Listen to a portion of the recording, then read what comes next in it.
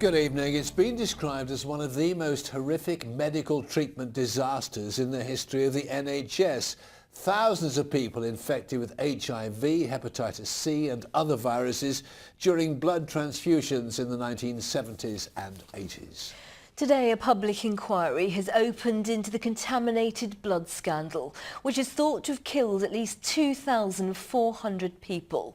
The inquiry will also look at allegations of a cover-up. Well, proceedings started with a commemoration of the victims in London on a day that many thought would never come. Stanley reports.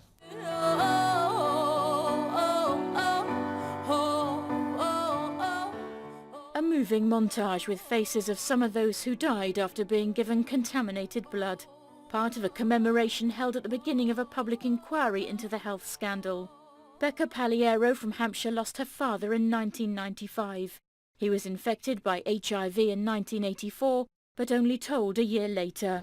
It was awful. My dad was desperately ill. He lost everything. He lost his job, he lost his mind, he lost his life, and it was a scary and terrible time. This is the day families thought would never come after years of campaigning for answers, including lobbies on Parliament and protests in the Oxfordshire constituency of then Prime Minister David Cameron. In July last year, Theresa May announced an inquiry would be held.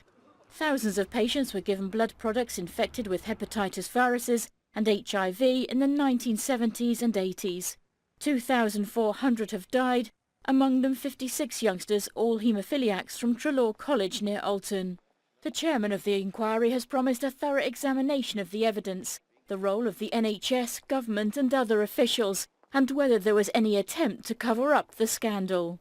A number of these victims have lived with these issues for 30 or 40 years. It's gone through generations. It's been a long struggle, and they do believe that now is the time when those answers will be provided. It means finally finding out the truth.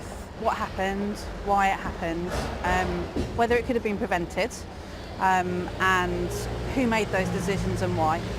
The government says it will provide the inquiry with all the support it needs, so lessons can be learnt to prevent another tragedy of this scale.